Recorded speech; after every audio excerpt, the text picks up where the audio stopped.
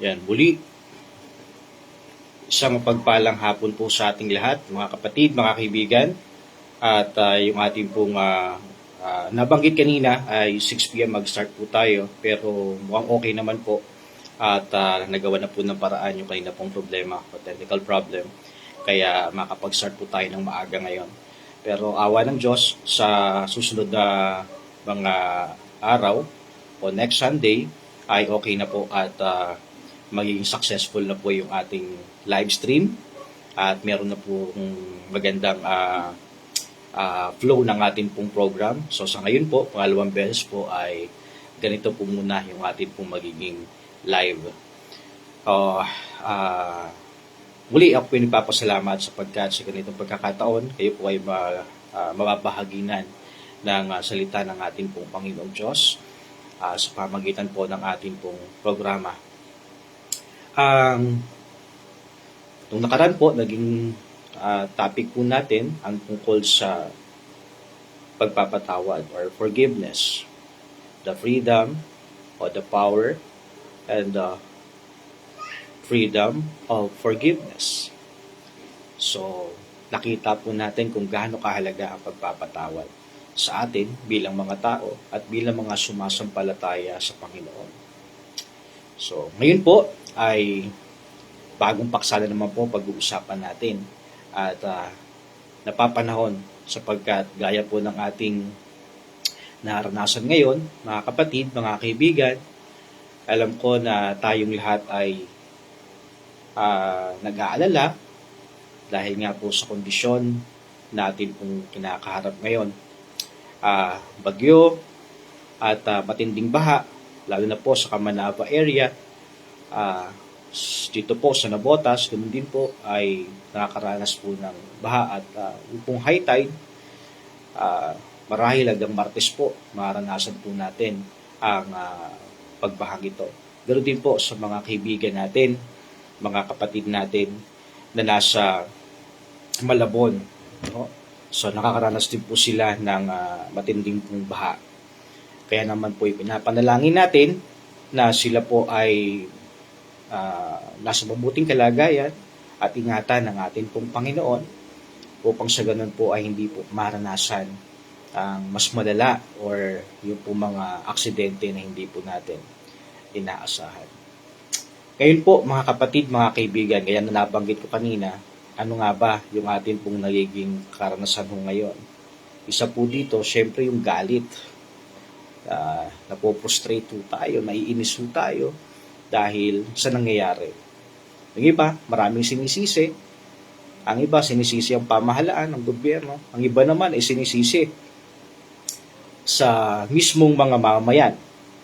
O tayo bilang mga responsable din sa lahat ng ating pong aksyon, sa ating ginagawa, sa pagtatapon ng basura, lalo na, kaya nga po hanggat maaari ay magkaroon na rin po talaga ng disiplina ang lahat ng tao sa ating pong bansa. No?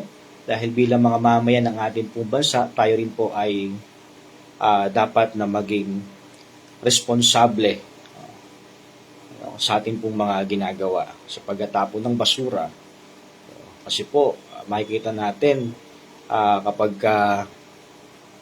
sa lugar kung saan tayo nakatira, nakita pong nagtapon lang ng balat ng candy, no? Sunod-sunod na ho yun. Gagaya na rin po yung iba. Kaya nga po hanggat maaari tayo po yung maging huwaran sa mga susunod na henerasyon. At yung po mga anak po natin ay ituro din po sa kanila na dapat talaga ay magtapon sa tamang basurahan ng kanila pong mga basura para maiwasan na rin po yung mga ganitong paglaki ng tubig o pagtaas ng tubig. No? Para sa ganon, nakakatulong din po tayo sa ating pong pamahalaan at sa ating din pong pamayanan.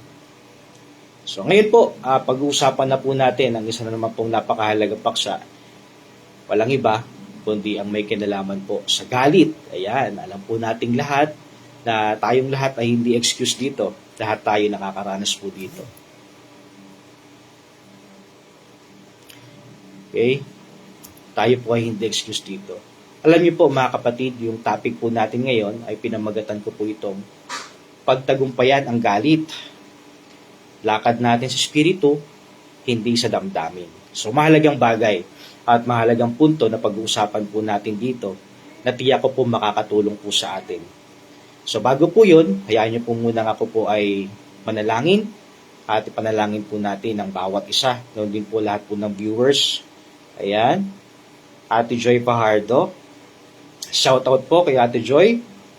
Sa aking pong kaibigan. Ang aking BFF. Matthew O'Brien. Shoutout sa iyo, bro. At si Sister Nida Esanan. At ang aking pinsan. At si Pastor Gilbert Bon. Shoutout Pastor. At ikaw ay nagkaroon ng time na makapanood sa ating pong program ngayon. So, yun nga po, no? Ang ating paksa ay pagtagumpayan ang galit. Lakad sa Espiritu, hindi sa damdamin.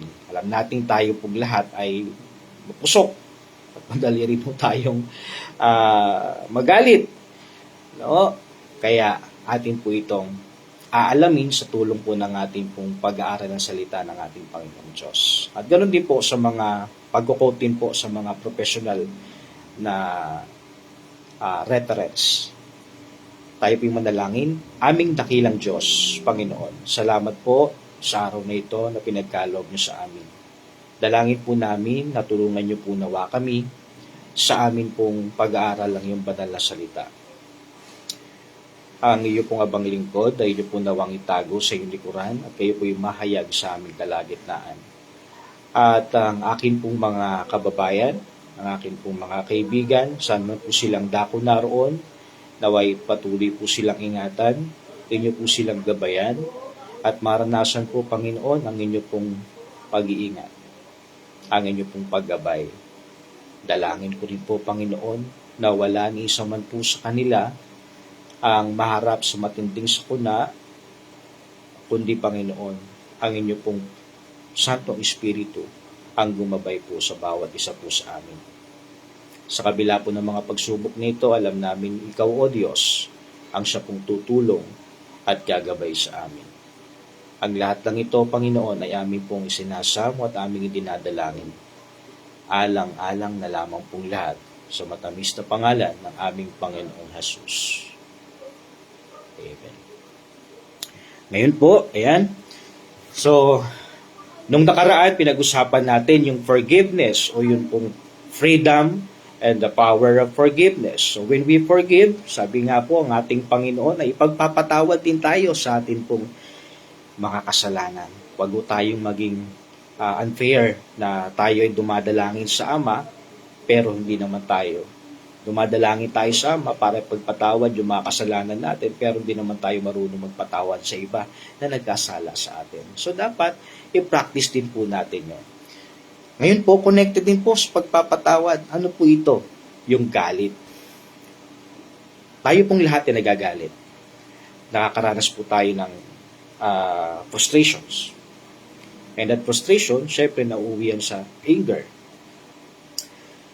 Ang sabi po sa atin, mga kapatid, dito po sa sabi nga po ng isang proverbs o isang kasabihan, ang galit ay parang apoy, kapag kinontrol, ito'y nagbibigay init. Kapag pinabayaan, ito'y sumisira. Totoo po, no? Na ang galit ay parang apoy. Tama na kapag kinontrol natin, ito'y nagbibigay init. Kapag pinabayaan naman natin, ito'y sumisira. Sa atin po, ang pag-aaral sa oras pong ito, hayaan niyo po mga kapatid, mga kaibigan, na banggitin ko po sa inyo, no? Yung mga original languages na ginagamit po sa Bible at ano ba yung kahulugan nito. Sunod po yung aking kaibigang pastor, si Pastor Gilbert. Pwede mo po akong i-correct, Pastor, ha? Sa akin pong babanggitin dito yung Hebrew word, saka po yung Greek word. Hebrew words and Greek words. Sa Hebreo po, yung sa Genesis chapter 27 verse 45, ang galit po, ang sabi dito, ang sa Hebrew word is af. up. Ang ibig kong sabihin ito ay ilong o pagngangalit ng galit o yung pong sabi nga po rito, larawan ng matinding galit. Another Hebrew word po ay yung pong shema, kung di ako nagkakamali. Shema o kema. Ayan, mas maganda talagang may mga manonood tayong theologian at may kokorek po tayo dito sa original language nito. Ang sabi po, matinding puot, init ng damdamin, at hinahalin tulad din po sa lason. Sa Greek word naman na ginamit po is orge. Ito, matiyagang galit, panloob na puot. O ito yung mga mahihirap din po nating na dapat iwasan po natin kasi may mga panloob na puot tayo, nagagalit tayo, hindi lang natin sinasabi. So, isa pa, yung Timos. Ayan. Sa Apokalipsis 14 verse 10, yung biglaang bugso ng galit, silakbo ng damdamin. Tayo kasi, nagre-react tayo, no? Nagre-react tayo. Depende sa kung ano yung narinig natin, ano yung nakita natin, at maaring nagre-react tayo dahil nga po hindi natin nagustuhan yung pong ating narinig, hindi natin nagustuhan yung ating pong nakita. Kaya po tayo nagagalit po sa mga bagay na yun. Sabi ho sa atin, dito po sa Santiago 1:20 o sa James chapter 1 verse 20, sapagkat ang galit ng tao ay hindi gumaganap ng katwiran ng Diyos. Imagine natin mga kapatid, na yun palang galit natin, kasi binanggit galit ng tao, sapagkat ang galit ng tao ay hindi gumaganap ng katwiran ng Diyos. Kaya talagang maging maingat ho tayo. Huwag ho tayong pabugso-bugso.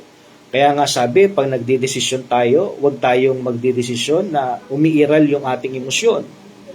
Kasi maaring masaya ka ngayon, maaring galit ka ngayon, at kaya ka nakapag-decide dahil sa matinding puot o matinding galit na nararamdaman mo. Kaya ang sabi po ng ating pong talata na binasa sa Santiago 1 verse 20, sapagkat ang galit ng tao ay hindi gumaganap ng katuwiran ng Diyos. So, pinapakita po sa atin dito na isang pagkakamali para po sa atin na kung paiiralin po natin yung atin pong galit. Alam nyo mga kapatid, sa Bible, ganun din ang binabanggit sa atin. Sino-sino ba yung mga tauhan sa Bible na naka-experience dito? In fact, meron pa nga, pumatay pa. Bakit? Dahil sa matinding galit. Dito po sa Genesis chapter 4, anong ginawa ni Cain sa kanyang kapatid na si Abel? Yung pa sa matinding galit niya. Ano ba yung kanyang kinainisan? Dahil mas kinalugdan ng ating Panginoon Diyos ang handog ng kanyang kapatid na si Abel. Nagalit si Cain. Kaya naman pinatay ni Cain ang kanyang kapatid. Hindi na bago ito mga kapatid. No? Hanggang sa panahon natin, may mga ganito pong kwento na natitelevise pa nga. Babalitaan pa nga natin, kapatid, pinatay ang mismong kapatid. At meron pa nga, kakilala ko ito, hindi ko na po babanggitin ang pangalan. Dati po naming kapitbahay, pinatay ang kanyang anak dahil po sa bigas. Dahil ang katwiran niya sa matinding galit niya sa kanyang anak. At ang sabi niya, lumalaki na yung bata, nakalaro ko pa nga yung kanyang anak. Yung batang ito, nung lumalaki na, syempre nagkaroon na rin po ng kinakasama. Ang hindi nagustuhan ng tatay ay itong kanyang anak, kumukuha pa rin po ng pagkain sa kanila, ng bigas sa kanila. Alam niyo mga kapatid, pinatay ng tatay yung kanyang anak sa matinding galit dahil ayaw niya nang makita na yung anak niya ay sa kanila pa rin sasandal. Imagine that. Na mismong anak mo, dahil lang sa pagkain, dahil lang sa kaprasong sabihin na nating bigas, pinatay mo yung anak mo. At ang ginamit na baril, yun pong homemade, kung di ako nagkakamali. Kung tawagin po yan sa kolokyal na panalita, yun pong sumpak. Ayan, sumpak. Yun po yung tawag doon sa baril na ginamit. Ganon din sa panahon ni Moses. Sa Numbers, o sa mga bilang 20 verse 10 to 12. No, sa galit, ano ba ginawa niya? Pinupok ang bato, kaysa magsalita doon po sa inutos sa kanya ng ating Panginoon Diyos. No? Dapat hindi mo hahampasin, pero hinampas din ni Moses. Kaya nga makikita natin yung galit nagiging masama itong reflection din natin. Pag nakita tayo ng mga tao sa paligid natin, lalo kung nakilala kang, tahimik naman to, mabait naman to, pero bakit ganun siya magalit? Di ba? Siya sabi na, mabait pero matinding magalit. Si Jonas. Balikan din natin yung kwento ni Jonas. Anong sabi? Nagtampo at nagalit dahil pinatawad ng Diyos ang Nineveh. Ano naging reaksyon? Kasi kumbaga parang, puksain na yan. Dahil lang akala ni Jonah, wala nang chance na magbago ang mga taga Nineveh. Kaya nagalit siya. Sumama yung loob niya. Ganun po si Pedro, mga kapatid. Sa John 18 verse 10, anong ginawa? Sa init ng ulo, anong ginawa niya? Pinutol yung tenga ng kawal. No? Na kung saan, yun yung dadakip sa atin pong Panginoong Jesus. And then during that time, nagalit si Pedro doon po sa mga nakita niya, sa mga kawal na ito, na dadakip sa atin pong Panginoon. Pero sabi ng ating Panginoon, sukbit mo ang iyong tabak. Ibalik yung iyong tabak. Kasi talaga namang mangyayari ng ating Panginoon ay dadakpin at siya ay mamamatay. So ito yung mga halimbawa sa Bible, mga kapatid, na kapag ang galit natin ay hindi natin nakontrol, kaya po nitong pumatay. O kaya nating pumatay. So, tanungin natin yung mga sarili natin. Maingat tayo. Huwag tayong agad-agad magagalit. Huwag tayong agad-agad magdidesisyon na tayo po'y galit. Huwag tayong magdidesisyon dahil tayo'y masaya. So, hindi lang po yung galit. Maging yung atin pong emosyon na tayo'y masaya. Huwag tayong magdidesisyon. Kasi maaaring tayo ay nabibigla doon sa mga bagay na pinagdidesisyonan natin. Maging ang lingkod ng ating Panginoong Diyos, nakaranas ng mga ganito po, o nakaranas po ng matinding galit. So, hindi tayo excuse dito. Sabi nga po, even the Bible characters that we found in the Bible, they experience that anger. Extreme. Nangyayari pa nga yung hindi mo lang tawag ito nakagalit, kundi hanggang sa nakamatayan na. Wala na po. Hindi na po talaga nabura yung galit doon po sa mga taong yun. Di ba, minsan naririnig pa nga tayo kapag yung mga kwento na pinatay yung mahal sa buhay pagkatapos nung maghihiganti yung pong mga mahal sa buhay ng mga nabiktimang yon, anong sinasabi nila? Kahit pa magkapira-piraso ka, mamatay ka, mabulok ka, hindi pa rin mawawala yung galit namin sa iyo. Yung mga ganung pananalita, dahil po sa matinding galit natin. Alam mo mga kapatid, ano po yung mga sanhi at epekto ng galit? Yan, ito kasi sabi ko nga po sa inyo mga kapatid, this program po ay tinuturo sa atin ang mga bagay natin pong nararanasan sa araw-araw. At tinutukoy din na kung ano ba yung mga ugat nito, ano ba yung mga dahilan nito, bakit tayo nakakaranas dito. Sabi po sa atin dito, sa mga expert po, ang kanila pong pag-aral, sabi rito sa American Psychological Association, sa kanila po, ang galit ay kadalasang bunga ng stress. Pag stress tayo, yung nangyayari po sa kasalukuyan, pag sabi nga po mga kapatid, may mga stressors po tayo na na-encounter. Pag sinabi kasi nating stressors, yun yung dahilan kung bakit ka na-stress. Napakarami niyan, pwede nga stressor natin, tao, bagay, senaryo, ito po yung mga nagiging dahilan kung bakit ito nagkakaroon ng matinding galit. So, isa raw po dito, kadalasan na stress. Trauma. may mga tao na na-trauma, lalo na sa mga kababaihan, the experience na yung munti ka ng gahasain at ginahasa na mismo. At nangyayari pa yung galit na yan, yung matinding galit na yan, sabi nga, trauma, experience from your own relatives na ginahasa, sinaktan, pinagmalupitan, hanggang sa natanim sa kanyang puso, hanggang natanim sa kanyang isip, itong taong gumawa sa akin ng masamang ito, balang araw, gagantihan ko din to. Magagalit talaga ako. At yung pumpuot na yon, ay hindi na po nawawala sa kanila. Ano pa? Kawalan ng hustisya. Yun yung mga injustices. Yung kawalan ng hustisya. Bakit nangyayari yung matinding galit na ito? Dahil po saan? Sa injustices na nangyayari. Yung kawalan ng hustisya.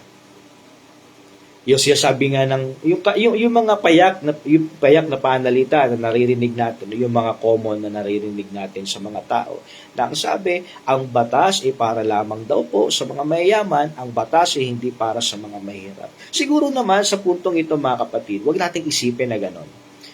Ang batas pa rin naman po ay pantay, patas pa din po tumingin yan. Marahil may mga ilang ganung senaryo, pero tingnan pa rin natin yung perspektibo na ang ating pong judicial system ay hindi pa rin naman po masabi nating 100% na nakapanig lang sa mga mayayaman. Kasi meron pa rin naman tayo mga mahusay na mga abogado na ipinaglalaban yung karapatan ng bawat may hirap, kaya nga meron tayong public attorney's office na pwedeng lapitan ng bawat mga tao, lalo na po sa mga nasa laylayan ng ating pong lipunan. So, naiintindihan din po natin yung mga ganong frustration, yung ganong pong galit. Kaya nga po, nasasabi po yun, ang hustisya ay nakatingin lamang sa mga mayayaman. Tapos ano pa? At pagkabigo. Siyempre, yung pong frustrations o yung pong mga hindi natin na-achieve, pagkabigo na sinasabi po, kaya tayo nagagalit po sa mga bagay na yun. Sabi nga po, noong 2023, 7 sa bawat 10 Pilipino ay nakakaranas ng iritasyon.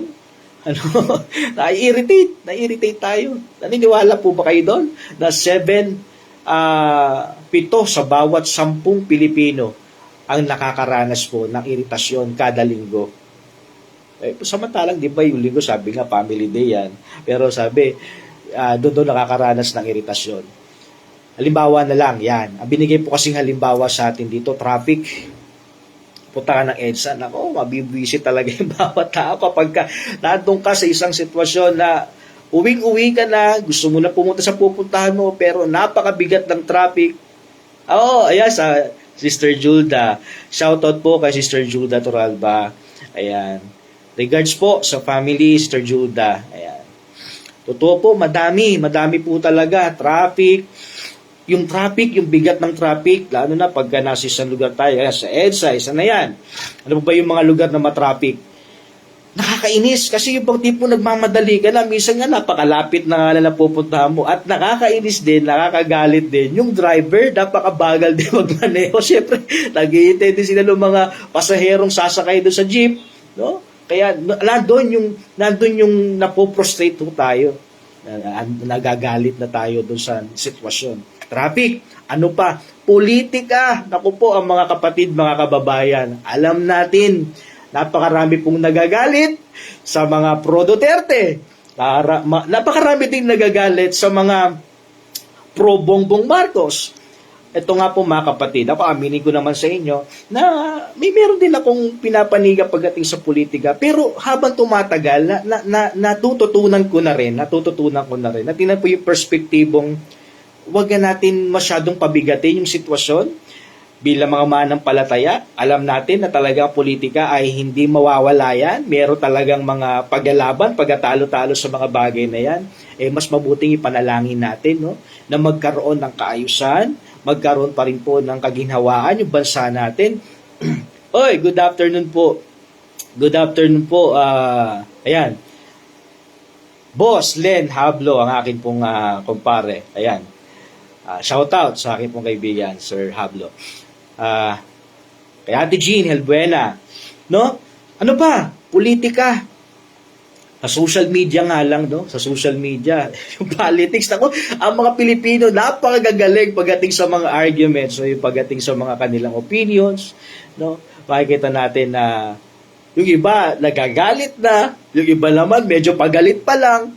So isa ito, no? Traffic, politics.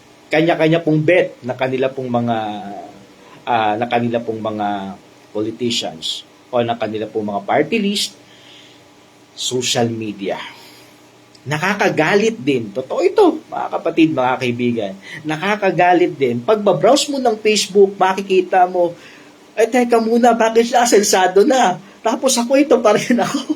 Hindi mo pwede ito. Kailangan magkaroon na rin ako ng magandang bahay. Magkaroon na rin ako ng magarang kotse. Hindi mo pwedeng mahigitan ako nito kasi nag-aaral kami, di naman matalino to. Di ba ganun tayo?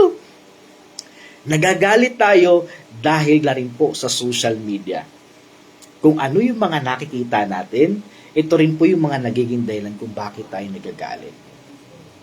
Aminin natin, tayo po mga tao, napakadali po nating magalit, mainis sa mga bagay-bagay na yan. No? Lalo na kapag pakiramdam natin, nahihigitan tayo, magagalit ka talaga.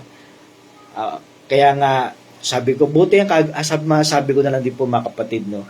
Siguro sa sarili ko, na hindi ko naging ugali, yun pong painggit. No? Bagamat natutuwa ako kapag yung kaibigan ko meron siya. No? At sabi ko nga po, masaya na ako pag nakikita ko na yung pong mga kaibigan ko ay meron pong na-achieve sa buhay nila na masabi kong wala ako nun. Pero nakikita ko silang masaya, masaya na rin po ako dun. Gaya na lamang ko na kaibigan ko na si Sir Hablo. Lahat nasa kanya na. Napakagandang lalaki. Ang gwapo po niyan. Napakagaling sa pag-take ng picture kasi cameraman po siya eh. Bukod sa pagiging teacher, napakahusay niya pagdating po sa pagkuha ng mga memories na pag-take po ng picture. So, ito yung mga dahilan kung bakit tayo nagagalit. O, balikan ko nga po, no? Traffic, politics, social media. Alam niyo, sabi sa atin po sa book ng The Ministry of Healing. At doon po muna sa Ayan. Shoutout po kay Kuya Cap, Ruel Gomez Silbuena. Ingat po sa barko, Kuya. Ganoon din po ng mga kasama niyong crew sa barko. Ang aking inaanak, Chio Luigi Aranda. Chio, ayan, regards sa family niyo. Kaya sabi rito, no, ang isang galit na espiritu, sabi po rito sa Mind, Character, and Personality, sa volume 2, page 516, ang sabi po rito ni Mrs. White, ang isang galit na espiritu ay hindi mula kay Kristo, kundi isang pagmamana ng kaaway. Ayan ha. So ito po, paalala po sa atin. Pag daw po tayo ay galit, kasi ako po, mga kapatid, mga kaibigan, aminin ko, madali rin po ako magalit. Kaya nga po, minsan, siguro nawiwirdo na rin po yung mga estudyante ko at tingin nila, si Sir siguro may bipolar to kasi bigla-bigla rin nag-switch ng ng mood. Pero sabi rito, mga kapatid, sa bagay, yun naman po kasi is part na po ng teaching strategy para at least magkaroon din po ng sense of awareness sa mga estudyante. Teka muna, kailangan meron tayong distance bilang teacher mo, iba po bilang estudyante. So minsan kasi nagkakaroon din ng over-familiarity sa mga estudyante doon po sa kanilang mga teacher. So kailangan pakita mo rin minsan nagagalit ka. Pero sabi nga po, tandaan natin, meron pong mahalagang passage tayong babasahin mamaya na makakatulong po sa atin na itong galit na ito ay meron din naman po itong kabuluhan. Mamaya, ibabanggitin ko po sa inyo. Pero sabi rito sa Mind, Character, and Personality, Volume 2, page 516, according to Mrs. Ellen White, ang isang galit na espiritu ay hindi mula kay Kristo, kundi isang pagmamana ng kaaway. So, tingnan po natin yung sarili po natin. No, baka mamaya tayo pala ay nagsasabi tayo ng Lord, Lord, pero hindi naman pala tayo nakikitaan ng kabaitan, kundi mas lagi tayong galit, lagi tayong nakasimangot. Hindi na natin ang hirap natin i-please, ang hirap natin kausapin, no? So ang sabi, hindi tayo sa Panginoon pagka ganun yung ating espiritu. Ano pa? Shout out kay Kuya Juliet, Eco Charlie, kay Kuya Jack. Ingat sa biyahe, Kuya. So, ano pa? Ang sabi ng Ministry of Healing, ang kapangyarihan ng katahimikan ay kamangha-mangha. Ito po ang mahalaga po sa atin, no? Pag napipil na nating nagagalit na tayo, napipil na nating napoprostrate na tayo, kailangan mag-pause muna tayo. So mamaya, babanggitin ko rin po dito ano yung mga kailangan po nating gawin, no? Sabi rito, ang kapangyarihan ng katahimikan ay kamangha-mangha. Huwag gantihan ang mapanakit na salita. Galing, no? The Ministry of Healing, page 486. Ang kapangyarihan ng katahimikan ay kamangha-mangha. So maging tahimik lang tayo. Alam niyo, ang ganda rin po ng sinasabi sa atin. Sa Exodus chapter 14, verse 14, if I'm not mistaken, you can read your own Bible po habang kayo po ay nunod. Ngayon, ang sabi po doon ay God will fight for you or will fight for us. We only have to do is to be still. Kailangan lamang po nating tumahimik. No? Sabi po sa atin. No, kailangan nating tumahimik. Yan sabi, ganda, kasi yung sabi ng kapangyarihan ng katahimikan ay kamangha-mangha. Huwag gantihan ang mapanakit na salita. Totoo po na napakadali nating magsalita ng masasakit na pananalita. Huwag na po nating itanggi yan. Ako nga po, hindi ako magpapaka-hipokrito na may mga time po talaga o may mga times na nakakapagsalita ako talaga tayo ng masakit na salita sa atin pong kapwa. Pero ang sabi po, huwag gantihan ang mapanakit na salita.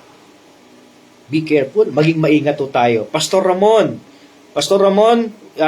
Trebusas, ingat po sa biyahe, Pastor. Ayan, yan sabi, no, ang kapangyarihan ng katahimikan ay kamangha-mangha. Paulit-ulit ko pong babanggitin ito para po na sa ganun, ma-practice po natin. Huwag gantihan ang mapanakit na salita. Ay, talaga naman po mga tao ngayon, no, napaka-insensitive.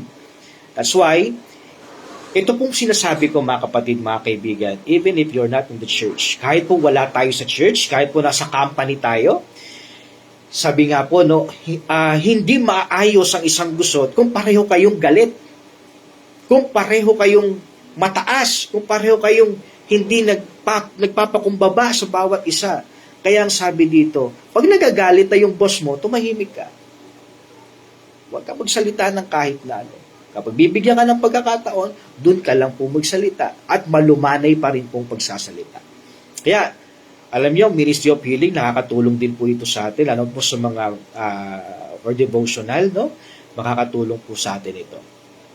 Ngayon ang tanong mga kapatid, paano ba natin mapagtatagumpayan ang galit na ito?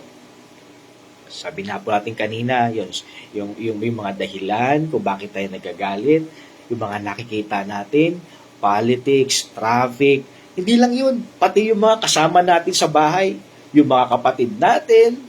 Ito nga lang po, speaking of forgiveness, nagpapasalamat ako sa ating Panginoong Diyos.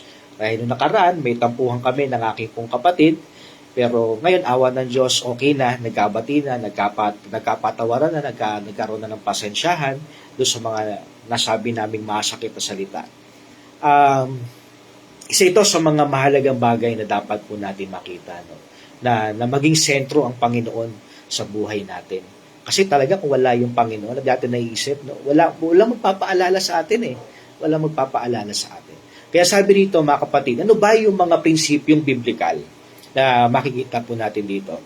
Sabi po rito, una, kilalanin at ipagkatiwala sa Diyos. Itong bagay na ito, itong galit na ito, talagang napakahirap. It is really impossible for us to conquer in our own sa pamagitan lamang po ng ating sarili. Ano pong sabi sa atin? Ephesians chapter 4 verse 26, magalit kayo, ngunit huwag magkasala. Gusto ko balikan po natin mga kapatid. Alam ko naman po yung mga kaibigan natin, even meron tayong mga iba't ibang paniniwala, pero yung naging karanasan ng ating Panginoong Hesus. Nagalit ang ating Panginoong Hesus. Pero tandaan natin, nasa tamang paraan pa rin po yung kanyang ginawa. Yung pagkagalit niya, tandaan po natin, siya po ay hindi nagalit sa ganang kanyang sarili po. Ano? Hindi po ganon. Dahil nakita niya na ginawang, naging marketplace na yung pong templo ng Diyos. Kaya nagalit ang ating Panginoon. Kaya may mga ganon din pong pagkakataon tayo, no? Na dapat nagagalit tayo pero huwag tayong magkasala. Kasi minsan, ang galit natin, hinahaluan natin ng personal.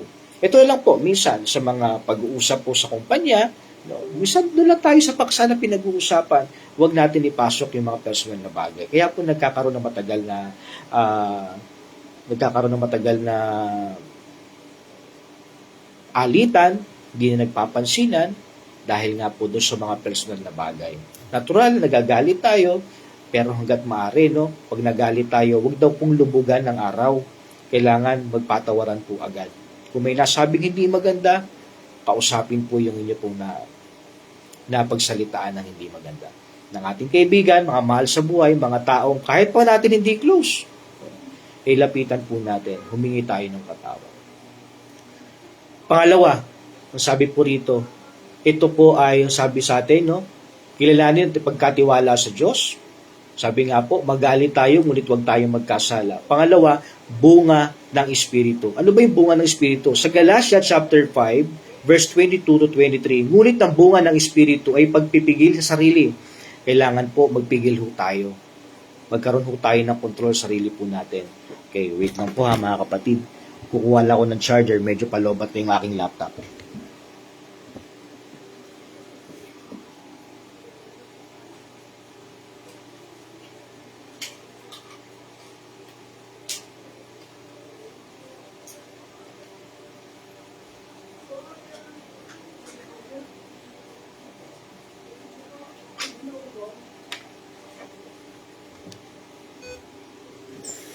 Ayan.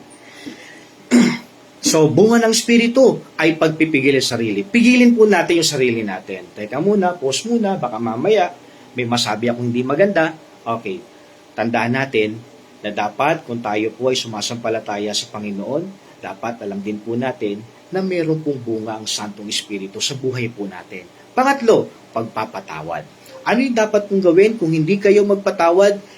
Tayo rin din po ay hindi patawarin ng ating Panginoon. Di ba nung naging topic po natin last Sunday, na yung pong pagpapatawad ay napakahalagang bagay na dapat pong gawin natin. Matthew chapter 6 verse 14 to 15, kung hindi kayo magpatawad, ang atin din pong Ama sa langit ay hindi tayo pagpapatawad sa atin pong mga kasalanan. So sabi ko nga po, huwag tayong maging unfair. Kung pinapatawad tayo ng ating Panginoon, tayo dumadalangin na patawarin mo ako, Panginoon, sa aking mga pagkakasala. Sana naman yung mga taong nakagawa sa atin ng pagkakasala, patawarin din po natin. Pang-apat, katahimikan at pagninilay. So, dapat magnilay tayo.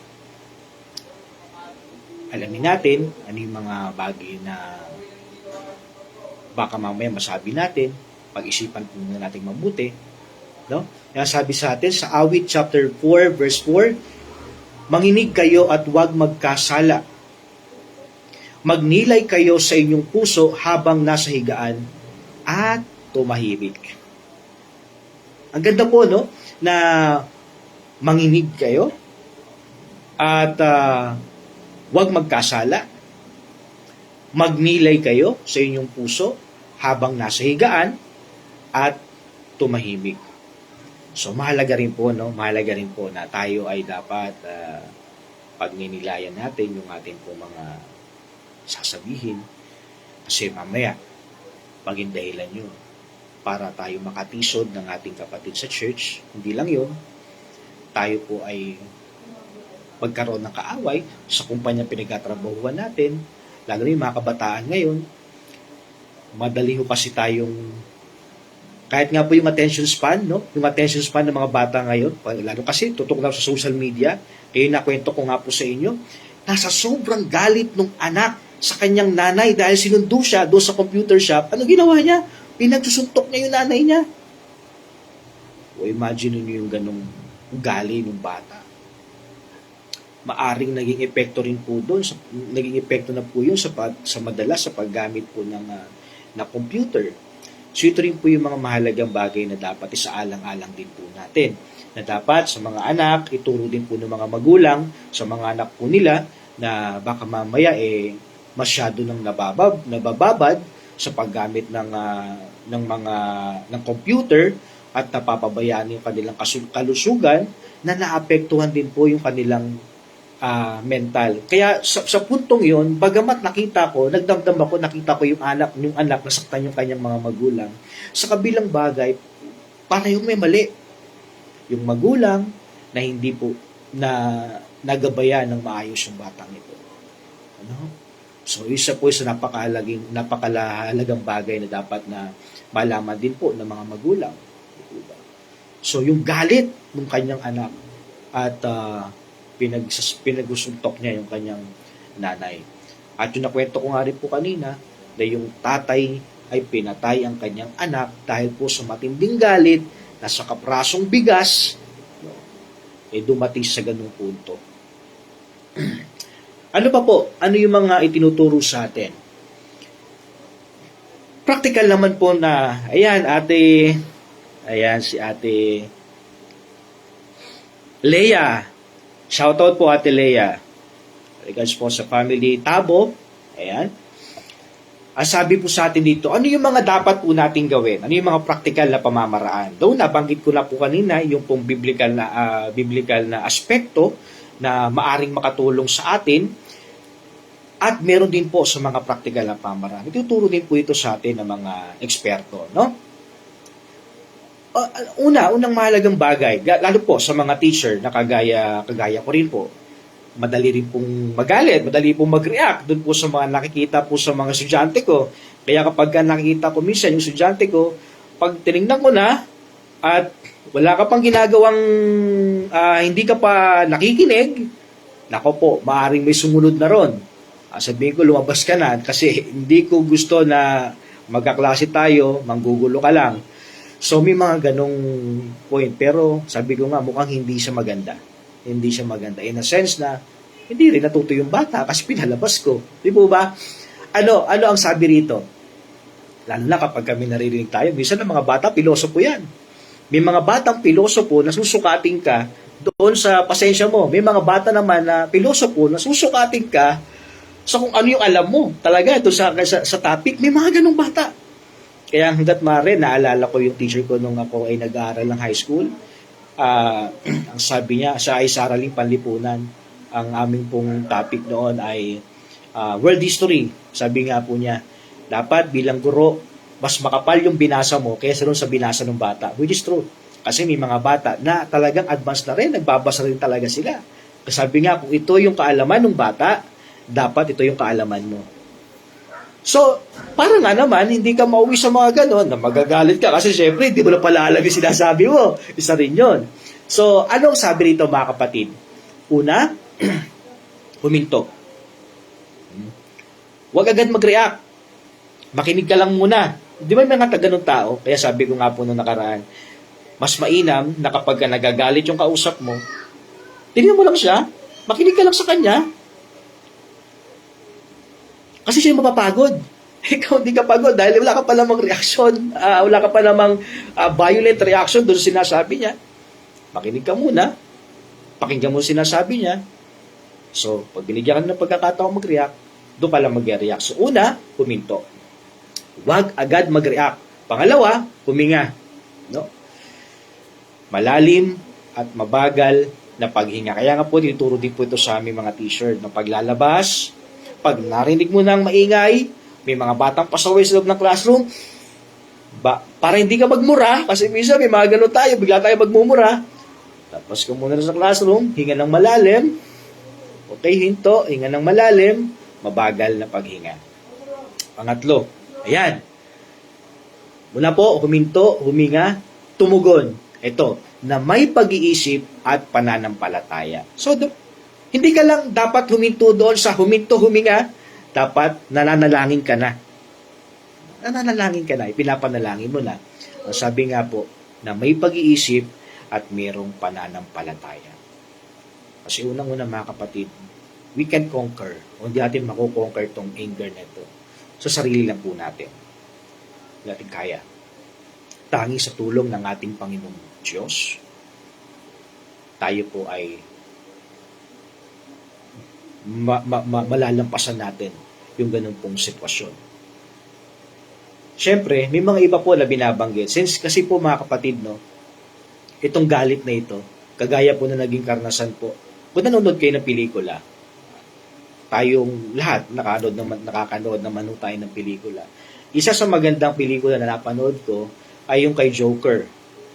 Maaring fiction, pero sa kabilang banda, yung sitwasyon kasi ni Joker, alam naman po natin eh. Yun pong meron siyang pinagdadaanang problema. Meron din po siyang mental health problem. Diba? Yung sakit na nga lang ni Joker na talagang bila-bila siyang tumatawa. Isa rin po yun sa tinatawag po nating mental problem. Kasi may bahagi po sa utak natin, yung sakit na yon ay may bahagi po sa utak natin kung brainstem at yung cerebellum na kung saan dapat yun yung nagiging dahilan para po makapag-response po tayo ng tamang reaksyon natin doon sa sitwasyon. So nangyari, di ba, bigla siya natatawa kasi nga po may damage yung pong parte ng utak niya, which is yung pong cerebellum at yung pong brainstem. So yun po yung mga dahilan kung bakit yung sudden na pagtawa niya, yung biglang pagtawa. So akala ng mga tao, baliw si Joker. So hanggang sa nagkaroon siya ng galit sa lipunan sa society ng ginagalawan niya, yung Gotham City, na kung saan, mga kapatid, dahil po sa naging deprive siya sa atensyon ng mga tao sa paligid niya, and then of course, na-reject siya ng mga tao sa paligid niya. Di ba? Nagsimula naman yun na sinaktan siya ng mga kabataang lumapit sa kanya at pinagmalupitan siya. So makikita natin, maaring ganito rin yung sitwasyon natin. Ayan, good afternoon, Sir Ray Glendro, ang akin din pong kaibigan. Ayan, ang aking BFF, Sir Glendro. Shoutout sa iyo, Sir. Isa yon, no? Na nakita nating problema. Kaya sobrang galit ang nabuo sa kanya pong damdamin na nakita niya. Hindi na maganda para sa kanya itong mundong kanyang ginagalawan. So maaring ganun din, iba ho sa atin. Ano pang sabi? Ano yung mga pwede nating gawin? Since ito po, pwedeng connected din po ito, mga kapatid, no? Itatawag po nating mental health problem. Sabi ko nga po, loobin na sa susunod na linggo ay okay na po itong ating flow ng ating program. At dahil tinuruan na po ako ng aking kaibigan, ng aking kumpare, Sir Ray Glendro, na ako po ay magkaroon na ng magandang live stream, no? At magagawa na po natin. Awa ng Diyos dito pong darating na linggo. Okay na po lahat. At yun na lang po yung ibang mga gamit. Talagang kailangan din po natin ng pinaghahandaan ko rin po ito na magandang gamit para naman po sa ganun maganda rin po yung ating makita. At yung mga PowerPoint presentation na pwede rin po ninyong mapicturean yung po mga information na ipopost ko po dun po sa mga PowerPoints na yun. At syempre, yung ginawa ng aking mentor, Kuya Rocky, na intro at saka po outro ng ating program. So, ibig sabihin talagang nagsisimula tayo sa scratch. Talagang bagong-bago pa lang po tayo sa ganito pong sa ganitong larangan. No? So, ito naman po hindi ko naman ginagawa para po sa aking sarili, kundi para po sa ating lahat at sa ikaluluwalhati ng ating pong Panginoong Diyos. Sabi nga po, na magtala po ng ayan. Sir Joseph, Pastor Joseph, ayan. Okay, praise God. At ang ating Panginoon ay binigyan tayo ng ganitong pagkakataon. Ano po, sabi sa atin, syempre magkaroon tayo ng anger journal. Alam mo, maganda rin po ito, no? Bagamat masabi natin na para pambata naman ito kasi may journal pa tayo. Pero alam niyo mga kapatid, makakatulong din po ito sa atin. Kasi alam niyo ba, kahit yung mga psychiatrist, hindi naman ako psychiatrist, hindi naman ako expert pagdating sa bagay na yan. Nagko-quote lang din naman tayo sa kanila. Isa rin po sa mga in-advise nila na magkaroon din po ng journal. Parang alamin din natin kung ano yung mga nag-trigger ng ating anxiety, ganon. Ano yung mga nag-trigger, bakit tayo nade-depress. So ito rin pong anger journal na ito, kung ano yung nag-trigger sa ating bakit nagagalit. Ayun. Magkaroon tayo ng journal. At the same time, ano yung ating mga ginawang evaluation, Tapos ikaw rin mismo i-assess mo yung sarili mo. No? Sabi nga, no, isulat natin yung pinagmumulan ng galit natin. Yung nagtitrigger ng galit natin. Siyempre, tanungin natin, bakit nga ba ako nagalit? Kasi di ba may mga ganun tayong may mga ganun tayong pagkakataon eh. Lalo na pagka wala kang tulog, mga kapatid, mga kaibigan, dapat po talaga kompleto tulog natin. Pero kami kasi mga teachers, ang hirap din kasi. Ang hirap din kasi makatulog agad, 8 hours, na makumpleto mo yung 8 hours. Siguro parang mahaba na sa amin yung 5 hours. parang mahaba na sa amin yung 5 hours. Kasi may mga pagkakataon nga po, lalo na kami bilang mga teachers, gumagawa kami ng amin pong mga reports, gaya halimbawa nung ipinapasa namin annual, yun pong kung tawagin po is IPCRF, no? Talagang pinagpupuyatan po. Dumating din sa point na wala na akong tulog para lang matapos po yung ma-accomplish din po iyon, no? Makikita natin mga kapatid na factor din po yung pagtulog. Pati yung alam niyo po yung pagtulog talaga mahalaga po yan eh. Pagka hindi ka nakatulog, sabihin natin, yung buong magdamag na yon, kinabukasan, pag biniro ka, ang dali mong magalit, napaka-sensitive mo. Napakadali mong magalit. So, ganun po, isa rin yun. Kaya tama yung mga binabanggit ng doktor, napakahalaga na meron tayong pahinga. So, isulat. Tapos tanungin, bakit ako nagalit? Paano ko dapat tumugon? Siyempre, bilang mga Kristiyano, bilang mga manampalataya, ano yung dapat na maging response natin? What is really more important po, pagdating po sa mga ganitong bagay, is our response. Paano tayo nagre-response sa mga bagay na ito? Kasi sabi ko nga po noong nakaraan, hindi natin hawak yung isip ng mga tao sa paligid natin. Hindi natin makokontrol yun. Ano lang yung dapat nating makontrol? Yung ating po emosyon, sarili. Yung sarili po nating emosyon, yung mga sasabihin natin, tayo po ang makakapag-control nito. Kaya nga po, no, nag-viral din po sa panahon natin ngayon, yung pong road rage. Anong nangyari? Dahil sa matinding galit, buhay po ang naging kapalit. Nagpatayan, dahil nga po nabugbog yung pong yung taong yon, yung road rage, no, nung nangyari po. Nito lang na nakita niya nagugulpi na siya, di na kaya. Magandang hapon din po. Kay Brother Rojan, ng aking kaibigan, Rojan Aquiano. So, ano po, no? So, sobrang hindi na kaya yung nangyayari sa sitwasyon niya, nabugbog siya. Feeling niya, napagtulungan na siya. So, ang ginawa niya, binaril niya yung mga taong magiging dahilan o yung mga threats sa buhay niya. So, maaring maging ganun din po tayo. Yung matinding galit natin, ay kaya nga po natin pumatay ng mga tao. Balikan natin yung kasaysayan po ni Nelson Mandela. Diba, nung siya po ay nasa 27 years in prison siya. 27 years in prison. Si Nelson Mandela. Balikan din po natin yung sinabi niya nung nakaraan. Na ang galit ay tulad ng pag-inom ng lason at inaasahan mong ang iyong kaaway ay mamamatay. Yun hindi pala ganun. Hindi pala ganun. Kasi ang galit po, o yung hinanakit, yung puot, mga kapatid, mga kaibigan, hindi ito ang lalason sa ating mga nakasama ng loob, kundi sa atin mismo. Ito yung papatay sa atin unti-unti. Yung matinding galit, ito yung matinding galit na naranasan natin, ito yung papatay sa atin unti-unti. Kaya nga po mga kapatid, no, maging maingat po tayo sa atin po mga sasabihin, huwag tayo pakabigla, yung emosyon po natin, atin pong pakiramdaman yung atin po mga sarili. Magkaroon po tayo ng assessment sa atin po mga sarili. Baka simaya, dumating po yung time na tayo ay makagawa po ng pagsisisihan din po natin sa huli. So, ano po yung mga nakita natin dito?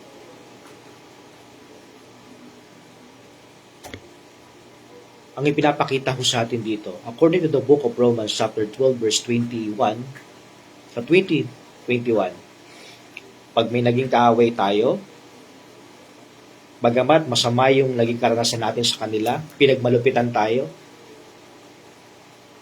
I-remind lang po natin ang bawat isa po sa atin.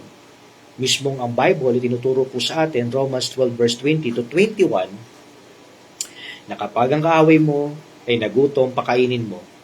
Pag nakita mong nauhaw, painumin mo. Sa 21, ang sabi po, huwag kang padaig sa masama, kundi daigin mo ng mabuti ang masama. Kaya naman po, sa mga oras pong ito, pag nag-feel mong galit ka, ano mo nang gagawin? Mag-isip, huminto, sabi po, huminto, huminga, saka po tayo tumugon. Pero sa pagtugon na yon, dapat nananalangin na rin po tayo.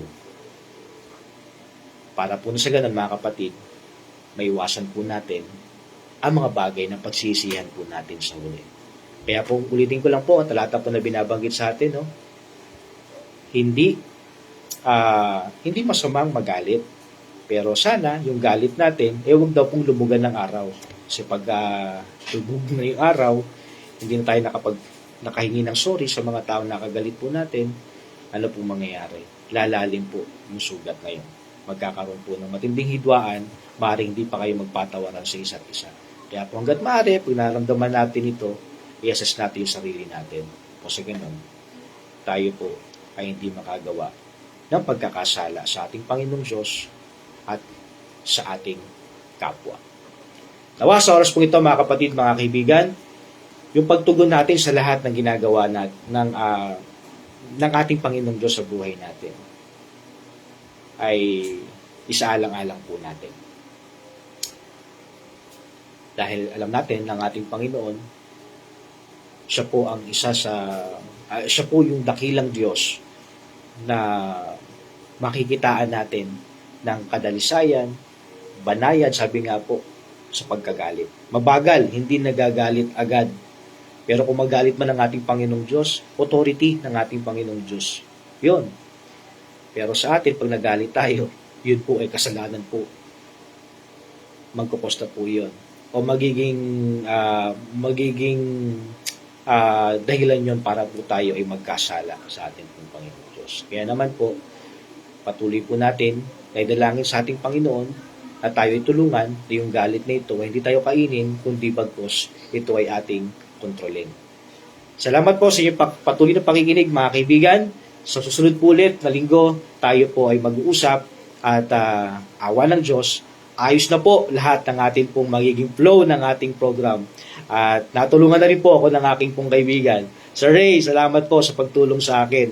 At okay na sa susunod na linggo yung ating pong flow ng program. Yung pong mga aawit, at meron na rin po tayong mga aawit, no? At meron na rin po tayong ilang mga reminders doon po sa ating pong magiging program. So, kasi ngayon, tinitingnan ko rin po, baka mamaya kasi madilim ako, medyo malabo yung camera ng laptop ko. kaya kailangan ko mag-provide ng magandang camera. So, loobin itong week na to ay ma-provide ko na po lahat para sa program natin maganda at maayos na po yung flow.